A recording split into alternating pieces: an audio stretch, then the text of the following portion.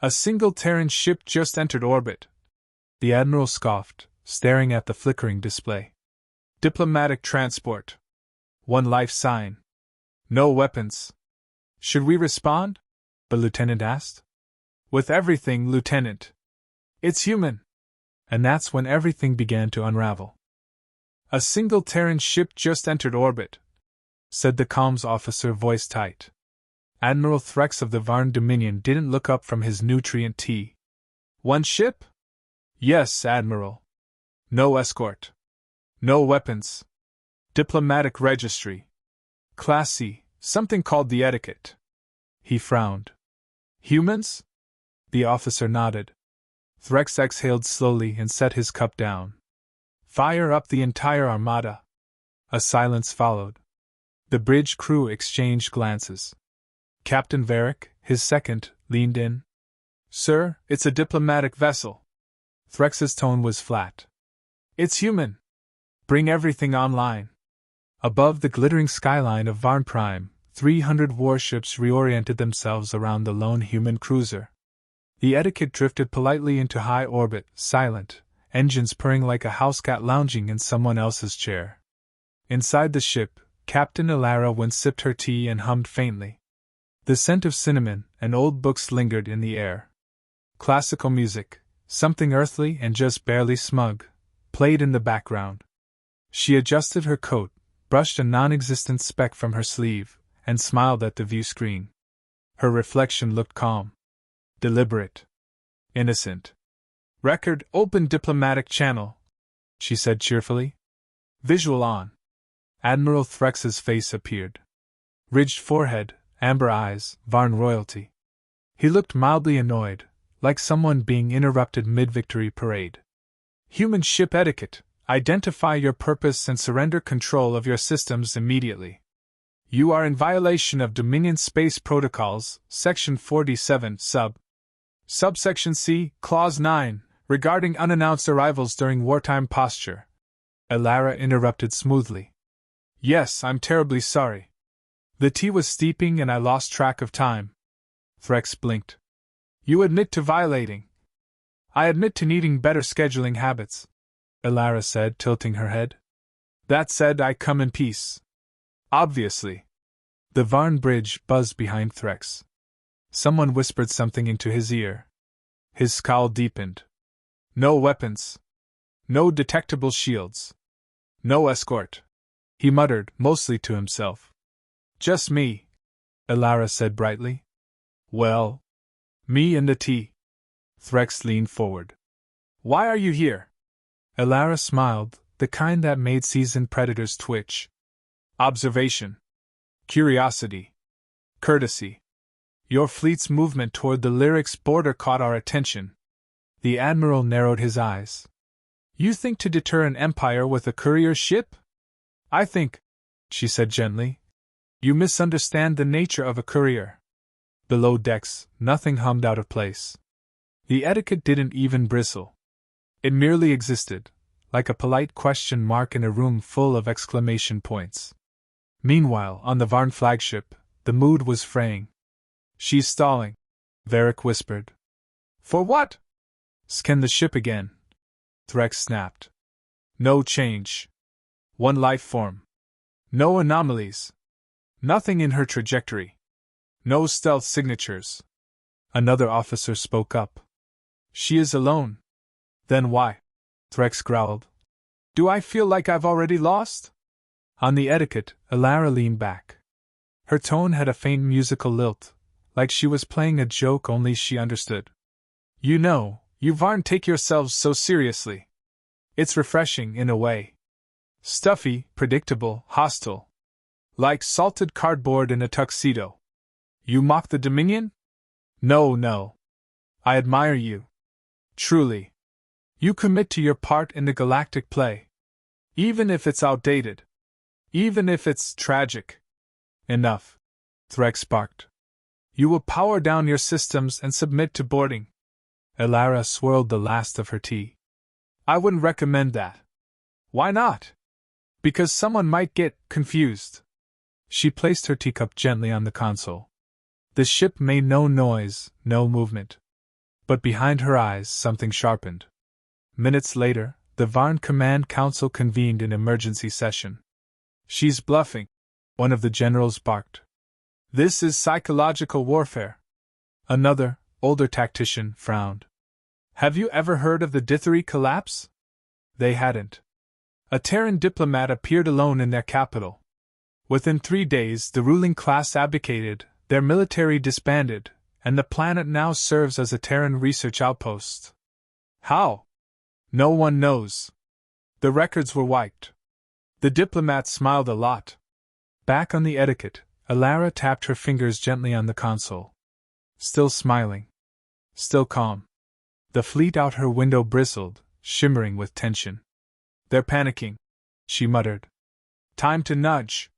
She pressed a small silver button hidden beneath her console. Instantly, a dozen Varn ships experienced brief power losses. Gravity inverted in one, a minor black hole formed momentarily in another's trash compression bay. Nothing lethal. Just enough to say hello. Admiral Threx gripped the rail of his bridge. "Status? Multiple anomalies, spatial interference, AI desyncs, loss of internal gravity." Was it her ship? "Still shows no activity. Still no emissions. Still smiling." Threx stared at the view screen. Alara raised her teacup in salute. Varric whispered, "What do we do?" Threx's voice was hoarse. "Prepare the fleet to fire." "But she hasn't." "I don't care. If she came to bluff, she dies. If she came to bait us, we might as well spring it early and find out." On the human ship, Alara stood. She smoothed her jacket, straightened her collar. "All right," she said softly, to no one. "Time to begin. Fire all weapons." Admiral Threx's voice cracked like a whip across the bridge. Dozens of targeting arrays locked onto the human vessel. The order echoed, and within seconds 300 Varn warships charged their arsenal: plasma lances, singularity drivers, atomic disruptors. "Target confirmed," said the weapons officer. "Awaiting your mark, Admiral." Threx stared at the view screen. Alara Wynn stood alone inside her ship, arms folded, head tilted, almost amused. She looked like someone politely waiting in line at a coffee shop, not like the woman about to be erased from existence by a planetary assault fleet. "Fire!" he growled. Silence reigned for 0.3 seconds. Then fire. A blinding wave of energy surged toward the etiquette. Space bent, cracked, and howled. The air inside Varn command ships thickened with heat signatures and radiation spikes. Sensors screamed. And then, nothing. No impact. No explosion. No trace of debris. The etiquette remained exactly where it had been, untouched, unshaken, glowing faintly with harmless, golden light. "Report!" Threx barked. "Target is intact," replied the weapons officer, his voice distant. "That's impossible." "Run it again." The gunner tapped his screen. "Admiral, I did. All readings indicate full weapon discharge.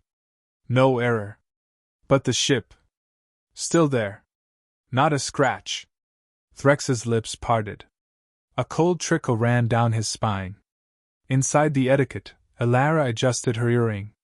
"Bit loud," she muttered, brushing non-existent dust from her shoulder. "Varn always did lean toward the dramatic." She pressed a small, red tab on her wrist console. Not a button, not a switch, just a fabric tag stitched into her sleeve. Outside, Varn's ships began to drift. Not visibly. Not all at once. Just subtly. A few altered course by millimeters.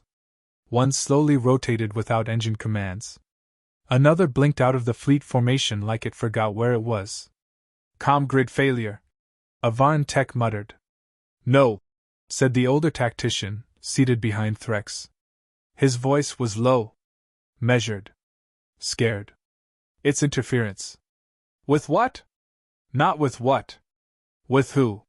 In the far rear of the Varn formation, ship A-1100, codename Bryhook, ceased responding. Internal visuals showed flashing lights, flickering corridors, and open doors, despite no crew movement. "Admiral," came a shaky voice over comms. "We're being hacked? Boarded? I don't even." Static. Then silence. No alarms. No fire. Just gone. "Did she fire back?" Threx asked. "No," someone answered. "She hasn't moved." Elara appeared again on the fleet-wide channel. "Hello again," she said pleasantly.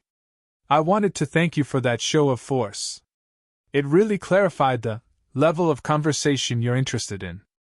Threx gritted his teeth. "What did you do?" "Nothing," Elara said. "You fired. You missed." Then reality hiccuped. "That's not my fault. You're using stealth tech." "Admiral," she said sweetly, "I'm using a diplomatic cruiser powered by a T-boiler and a recycled AI running Jeopardy! Reruns. If you're losing control of your fleet, maybe you should run diagnostics." A low chuckle came from the bridge crew. Not human. One of Threx's own officers had the decency to look away. He slammed a fist on the console. "You've compromised our ships!" "I didn't," Elara replied. "You did. You compromised them the moment you pointed 300 guns at one human and called it bravery." On the tactical display, 2 more ships powered down. Their cores remained active, but commands failed to execute. Life support dimmed. Artificial gravity dropped. One Varn cruiser flipped end over end, a slow cartwheel across the stars, crew floating helplessly. Elara didn't even blink. A new voice cut across the channel. "High Matron Zilari of the Galactic Mediation Council." Her tone was clipped. Formal. "Admiral Threx, the Dominion is hereby advised to disengage. This is a diplomatic breach of the 4th Galactic Code. The Terran Federation has not authorized military action." Threx replied without turning his head. "She's not here to talk." Elara smiled. "I am. You just never listened." The matron continued. "Terran vessels have not initiated hostilities. Our scans show minimal activity. We advise ceasefire." Threx turned to his crew. "Ignore the council." "But sir," "I said ignore it." Inside her ship, Elara exhaled. Her hand moved slowly to her side, brushing over a plain brushed metal console. She tapped once. Then again. Then once more. In orbit around the planet, nothing happened. Then, slowly, something else arrived. They didn't warp in. They didn't announce themselves. They just were. As if space forgot to be empty. 1. 2. Then 6 more. Sleek, dark vessels, unlabeled, silent, faceless. They didn't broadcast identity. They didn't exist on most scanners. "New contacts!" shouted a Varn sensor officer. "Unknown make! No transponder codes! Where did they come from?" Threx demanded. "Everywhere." Elara turned toward the screen again. Her tone cooled. The warmth vanished, leaving behind something sharper. "You see, Admiral. Etiquette was never the weapon. It's the invitation." The new ships moved without fanfare. A Varn destroyer drifted too close, instantly disassembled, hull sliced open, crew ejected in 0G. Not killed. Just removed. Every piece of debris was caught mid-flight, stacked neatly in a floating grid beside the Terran constructs. It looked like an autopsy by machines. "They're not attacking!" someone cried. "They're dissecting us!" Threx turned pale. Elara tilted her head. "Still feel like firing, Admiral?" He stared at her, chest rising and falling like a drowning man trying not to panic. "What are those ships?" She smiled again. "Unmanned? Autonomous. Some built this morning. Some recycled from older conflicts. No crews. Just instructions." "What instructions?" "To listen," she said. "And to teach." Varn crew across multiple ships began abandoning stations. Some fell to their knees. Others opened comms channels to plead, barter, or beg. Elara didn't respond to them. She only looked at Threx. "You came ready for war. she said. And that's the problem. Humans don't do war anymore. It's messy. Wasteful. Loud. Then what is this? Correction, she said. This is you learning what happens when you confuse patience with weakness. Behind her, one of the Terran constructs deployed an array of mirror-like panels that bent light and scrambled physics around it. Another reconfigured itself into something too complex to describe, like origami made from dark matter and logic. On the Varn bridge, silence fell. Elara ended the transmission. No threats. No ultimatums. Just silence. And that was worse. Admiral Threx had seen entire planets fall. He had commanded orbital strikes that leveled civilizations in under an hour. He'd silenced rebellion with precision and fire. He had never hesitated, until now. He watched his empire's finest warships, vessels that carried the weight of 3 centuries of conquest, glide helplessly, stripped of autonomy, their systems folding under a pressure no one could locate or understand. And the human ship hadn't even fired. "I want full shutdown protocols," he barked. "All cores offline. Manual overrides only. Cut AI interfaces. Go analog if we must." The order came too late. His flagship's lights dimmed. The holographics glitched, then rebooted into silence. External scans went black. "Admiral," whispered the weapons officer. "We're blind." He stared at the blank screen where the human's face had once been. Inside the etiquette, Captain Elara adjusted her cuffs with quiet precision.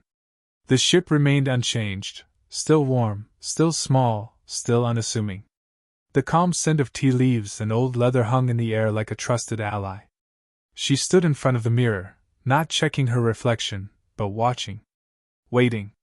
Behind her, a small hologram of Earth flickered. Not a tactical map. Not a control panel. Just home. The Varn ships hadn't been destroyed. Not a single hull was breached without intent. No atmosphere was vented into space, no crews slaughtered. But everything was compromised. Entire fleets reclassified themselves as civilian transports.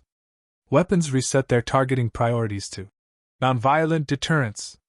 AI systems broadcast lullabies in place of calms traffic. Some ships lost all power and simply rotated, stuck in graceful, humiliating pirouettes. On board the Dominion's dreadnought Imperial Aegis, a younger officer, Lieutenant Kex, sat in disbelief. "They're not killing us," he murmured. "They don't need to," someone replied. The constructs surrounding them weren't traditional warships. They moved like they were thinking in 4 dimensions. Some changed shape mid-flight, unfolding in impossible ways, realigning their structures like they were rewriting their own purpose. One released a cloud of golden dust that danced through space and embedded itself in Varn hulls. Every system it touched rebooted in compliance with Terran code. No alarms. No resistance. Just replacement. Threx slammed a fist onto his console. "Where is the human? What does she want?" No one answered. A single transmission crackled to life across every Varn channel. Audio only. Calm. Measured. Elara's voice. "It's a strange thing, isn't it? Power. You think it's fire. Loud. Visible.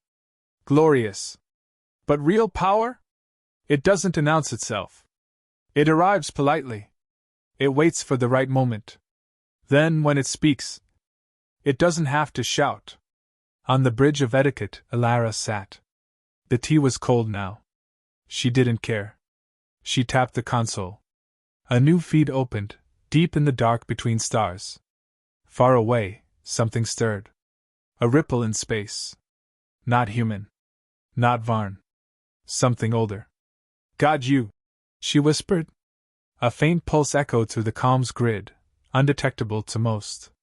But the constructs heard it. Shifted. The real target had arrived. Elara wasn't here for the Varn. This wasn't about a territorial dispute, or border diplomacy. It was bait. A net woven from arrogance, timing, and precision. And the Varn, proud and furious, had played their part perfectly. "Captain," said the ship's AI, a smooth voice modeled after a mid-20th century Earth actor. Long-range sensors confirm quantum displacement signatures. Approximate mass, planetary. Velocity, inconsistent. Elara exhaled. So they bit. The Varn didn't notice it at first. They were too busy failing to regain control of their ships. Too distracted by shame to realize the Terrans were no longer looking at them. But one of the Varn tacticians did notice. Old. Quiet. Forgotten in the corner. He stared at the updated star map, lines and coordinates shifting too smoothly to be natural. That's not Terran, he whispered. Something bloomed at the edge of space. Not a ship. Not a life form. Something watching. A machine intelligence older than memory, the Star Watchers. A species that culled threats before they grew teeth. They had stayed hidden for millennia, removing empires before they could destabilize the galaxy. And now, for the first time in recorded history, they had arrived in the open. Why? Because humanity had smiled too long. Elara watched them come. The Star Watchers were elegant, monstrous, silent. They didn't roar into combat, they overwrote reality. One by one, Varn systems winked out entirely, like they'd been erased from the simulation. Even Terran constructs shifted uneasily. But they held position. Because this, too, was part of the plan. Elara stood again. Voice steady. This is Captain Elara Wynn of the Terran Federation. To the Star Watcher entity currently scanning this frequency, you've been expected.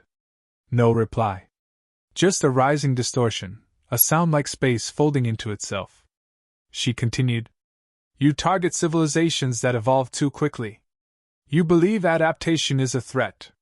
But we've watched you longer than you realize. She reached under her console and twisted a key embedded in the wall. Lights dimmed. Every Terran construct stilled. Then, with eerie synchronicity, they reoriented, not toward the Varn, but toward the new arrival. Elara's voice lost its warmth. Consider this your warning. Leave now, or be taught what extinction tastes like when it's served politely. The Varn command bridge watched in awe. The Terran fleet had not fired a single weapon. But the balance of the galaxy had shifted around them. For the first time in Varn history, no one issued an order. They just listened. And waited. And feared. The Star Watcher entity began to pull back. Slowly. Methodically. Testing, not retreating. Then something happened no one expected. It stopped. And answered. One word. One thought. No language, only understanding. Curious. Elara smiled faintly. That's better. The word echoed across every mind tuned to the event horizon. Curious. It wasn't a voice. It wasn't transmitted. It simply was. The Star Watcher's thought, ancient and cold, entered the galactic silence like a glacier sliding across polished stone. Every listening ship, sensor, and organic instinct understood it at once. The Varn froze. Their weapons were useless, their pride fractured, their fate irrelevant. Terran constructs adjusted formation. A ripple passed through them like breath through a machine cathedral. And aboard the Etiquette, Captain Elara Wynn, diplomat, tactician, apex predator wrapped in charm, smiled. Well, she said softly. It speaks. She leaned forward, elbows on the console, voice quiet but sharp enough to draw blood. Curious is good. Curious means you're not sure yet. The Star Watcher lingered, its mass impossible, its presence rewriting gravity where it hovered. Galaxies had vanished under its scrutiny before. Civilizations undone with a single observation. It didn't destroy with malice. It simply decided you weren't worth the risk. It was the ultimate bureaucrat of cosmic balance. But now it hesitated. Because for once, it didn't understand. You came to erase us, Elara continued. But not out of hatred. Out of pattern. You've seen ambition become plague before. Speed become collapse. You think we're next? No answer. Not yet. So she pressed. But you're wrong. You think we rise too fast, reach too far, burn too bright. But humans, we don't burn out. We adapt. And when we adapt. Her tone shifted, ever so slightly. We rewrite the rules. The Terran constructs activated their final protocol. No weapons. No aggression. They broadcast information. Data packets, compressed and clean. Not to the Varn. Not to the Council. Only to the Star Watcher. They showed images. Records. Timelines. Humanity's evolution. But not just technology or empire. They sent art. Music. Fiction. Moments. A child laughing in a rainstorm. A soldier refusing to fire. An old man planting a tree on poisoned soil. A woman on a ship alone, sipping tea, daring a machine god to flinch. And behind it all, choice. That was the message. We choose. And we never stopped choosing. For a heartbeat, the void between stars felt full. The Star Watcher didn't retreat. It folded. Its structure shifted like a lens adjusting. Alara's systems strained. Even the Terran AI backed off. But she remained still. Letting it look. Inside Varn Command, Admiral Threx stood silent. Powerless. The war he prepared for had never existed. Lieutenant Kex whispered. We weren't the target. No, said Threx. We were the stage. He looked again at the Terran ship. That one plain cruiser. Not a superweapon. Not a fleet. Just her. He swallowed hard. Gods help us. They never needed to fight. The Star Watcher sent one more word. Understand. Then it left. Just like that. No storm, no flare, no death. Only absence. Like it had been a shadow all along. The Terran constructs slowly returned to passive mode. They didn't vanish. They just waited. Not threatening. Not warning. Just present. Alara finally stood. Her ship was still quiet. Still warm. She stared at the empty starfield where the Star Watcher had hovered and let the silence settle. She whispered, One down. The console blinked. The AI spoke. Would you like me to notify Earth? Alara thought for a moment. No, she said. Let them sleep. They don't need to know the monsters blinked first. The etiquette powered down its active systems. The constructs followed. Some Varn captains sent messages requesting terms. Alara didn't answer. Not yet. A direct hail arrived from Threx's flagship. She accepted. His face appeared, ashen, aged by hours of dread. Gone was the fire. The command. The arrogance. Alara win, he said quietly. Why didn't you destroy us? She tilted her head. Why would I? You could have. We were ready for war. She raised an eyebrow. Were you? A beat of silence. He tried again. Then what was all this? Alara leaned in, voice like velvet on a blade. It was a demonstration. But not for you. For the ones who watch behind the veil. For the ones who erase what they fear. And they needed to understand something very simple. She smiled again, pleasant, diplomatic, final. If humanity ever fights, it's because we've already won. Threx stared. Then disconnected. The Galactic Council would meet within the week. Some would call it an act of war. Others, a warning. A few would whisper that humans had become too dangerous to confront. But most would say nothing at all. Because now they knew. The smile was not peace. It was a mirror. And in it, everyone saw the truth. The etiquette turned gently and left Varn orbit. No fanfare. No victory speech. No anthem. Just a quiet withdrawal, as if humanity had stepped into a room, made eye contact with God, and walked away bored.